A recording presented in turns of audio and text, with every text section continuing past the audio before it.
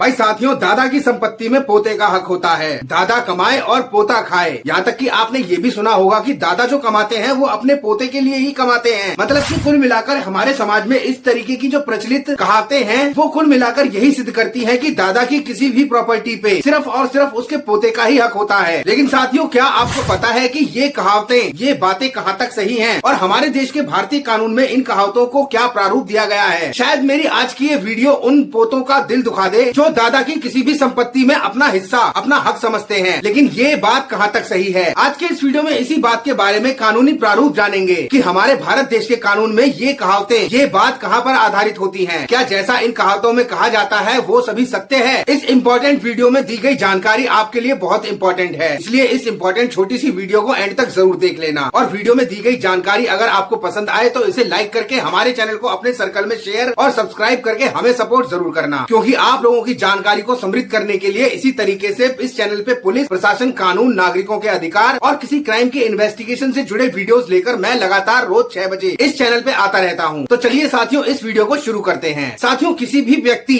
जो कि दादा है उसकी संपत्ति में पोते का ही हक होता है, लेकिन उस प्रॉपर्टी को क्लेम करने के लिए हमें कानूनी आधार की जरूरत होती है। और इसीलिए प्रत्येक उस पोते को जो दादा की प्रॉपर्टी में अपने राइट्स को क्लेम करता है, उसको अपने दादा की प्रॉपर्टी में राइट क्लेम करने से पहले ये जानना होगा कि उसके दादा के पास जो प्रॉपर्टी है वो आई कहाँ से है। क्या उस पोते के दादाजी ने खुद अपनी मेहनत की कमाई से वो प्रॉपर्टी खरीदी है या उसके दादाजी को वो प्रॉपर्टी अपने पूर्वजों से मिली है। और ये जानना बहुत जरूरी है, क्योंकि इस बात को जानने से उस प्रॉपर्टी का नेचर डिसाइड होता है। क्योंकि अगर उस पोते के दादाजी ने अपनी उस प्रॉपर्टी को खुद कमाकर अपनी मेहनत की कमाई से खरीदा है तो वो उस दादा के लिए सेल्फ एक्वायर्ड प्रॉपर्टी में आएगी। और सेल्फ एक्वायर्ड प्रॉपर्टी में कानून के अंतर्गत किसी भी व्यक्ति की सेल्फ एक्वायर्ड प्रॉपर्टी उस व्यक्ति के जीवित रहते किसी अन्य व्यक्ति के अधिकार में नहीं जा सकती। मतलब कि अगर उस प्रॉपर्टी को उस व्यक्ति के दादाजी ने खुद कमाकर खरीदा है तो अपने दादाजी के जीवित रहते वो पोता उनकी उस प्रॉपर्टी में अपने राइट्स को क्लेम नहीं कर सकता। फिर चाहे वो उस दादा का पोता हो, उसकी पोती हो, यहाँ तक कि उसका बेटा या बेटी ही क्यों ना हो, किसी भी व्यक्ति को कोई अधिकार नहीं है कि वो किसी व्यक्ति की सेल्फ एक्वायर्ड प्रॉपर्टी में अपने राइट को क्लेम कर सके, वो भी उसके जीवित रहते। अब इस मामले में दूसरी स्थिति ये आती है कि मान लेते हैं दादाजी की मृत्यु हो जाती है और दादाजी ने अपनी सेल्फ एक्वायर्ड प्रॉपर्टी के बाबत कोई वसीयत नहीं करी है। तो ऐसी स्थिति में हमारे देश के कानून हिंदू सक्सेशन एक्ट के तहत दादाजी के जितने भी लीगल हायर्स होंगे, यानी कि उनके जितने भी वैध उत्तराधिकारी होंगे, उन सभी को दादाजी की उस प्रॉपर्टी में हिस्सा मिलेगा। लेकिन यहाँ पर आपको ये बात जानना भी जरूरी है कि दादाजी की मृत्यु होने के बाद उत्तराधिकार का जो नियम है वो क्या कहता है। तो साथियों, मैं बताता हूँ कि वो नियम क्या कहता है। अगर संबंधित प्रॉपर्टी दादाजी के द्वारा सेल्फ एक्वायर्ड प्रॉपर्टी है